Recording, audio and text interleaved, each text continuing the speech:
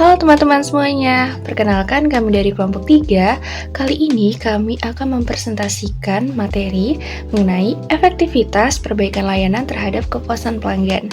Sebelum itu, izinkan kami untuk memperkenalkan diri terlebih dahulu ya. Dalam kelompok kami terdiri dari 3 orang, yaitu Brigita Amanda, saya sendiri, kemudian ada Kamila Mutia Aska, dan kemudian ada Naswa Surya Kencana.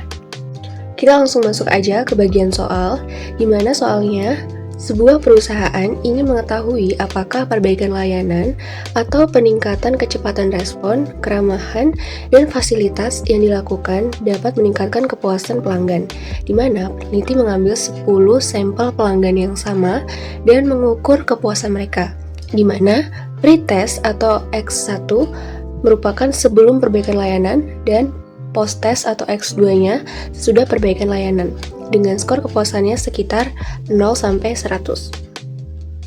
Kemudian mengenai datanya dalam bentuk tabel sudah tertera dalam PPT, di mana X1 atau sebelum perbaikan layanan datanya ada 60, 55, 70, dan seterusnya. Kemudian untuk data X2 atau sudah perbaikan layanan terdapat 78, 77, 85, dan seterusnya.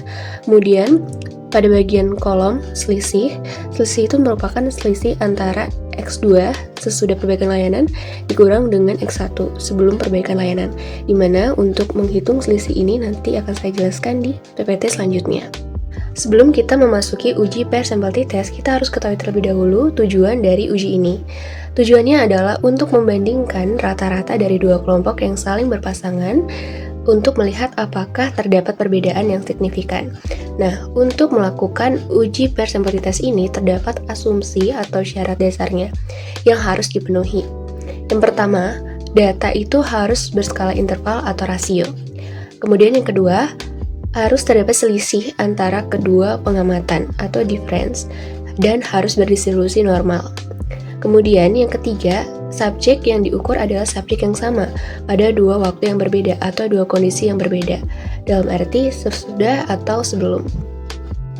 Untuk tahap menghitung selisih, tahapan yang pertama adalah kita klik variable view dan kita masukkan nama variabelnya, yaitu pretest dan posttest di kolom name.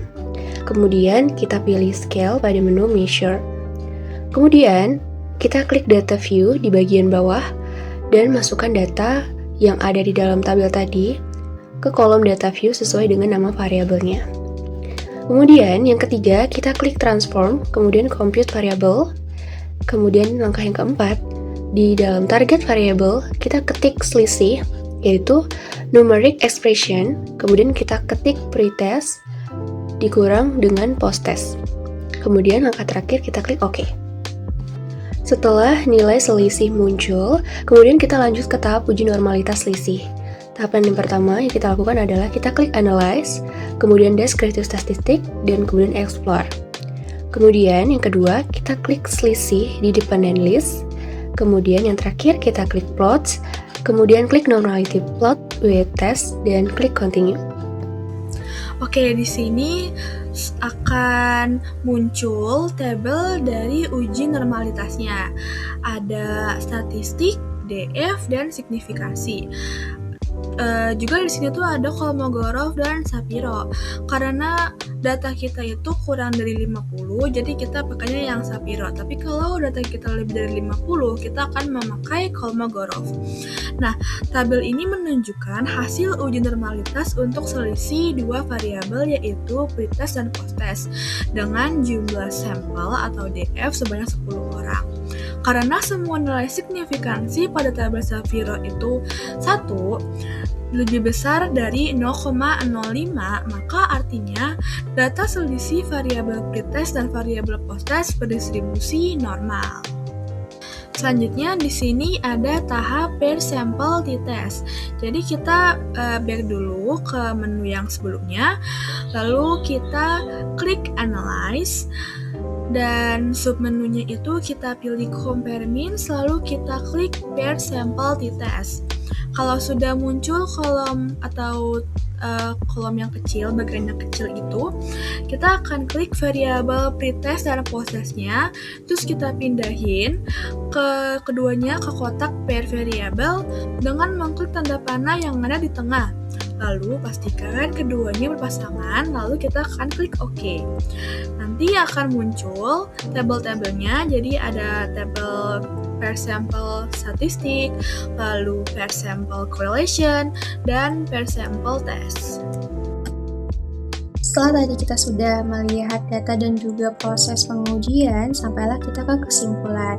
Berdasarkan hasil uji Paired Sampel t-test, diperoleh nilai tes 9 sama dengan min 21,483 dengan tingkat signifikansi P sama dengan 0,00. Karena nilai P-nya itu di bawah 0,05, maka H0 ditolak. Artinya terdapat perbedaan yang signifikan nih antara kepuasan pelanggan sebelum dan setelah perbaikan layanan. Lebih spesifik lagi, rata-rata kepuasan pelanggan itu mencapai skor 81,50 setelah perbaikan, sedangkan sebelum perbaikan skornya hanya 61,50, yang artinya terdapat peningkatan sebanyak 20 poin. Nah, dengan demikian, kesimpulan utama kami yaitu adalah perbaikan layanan terbukti efektif meningkatkan kepuasan pelanggan. Oke teman-teman, itu hasil dari tugas kelompok kami. Sebelum tutup, terima kasih pada teman-teman yang sudah menonton sampai akhir. Semoga membantu bagi kalian yang sedang belajar uji Paired Sampel t-test atau sedang menyusun tugas serupa. Sekian dari kelompok kami, sampai jumpa!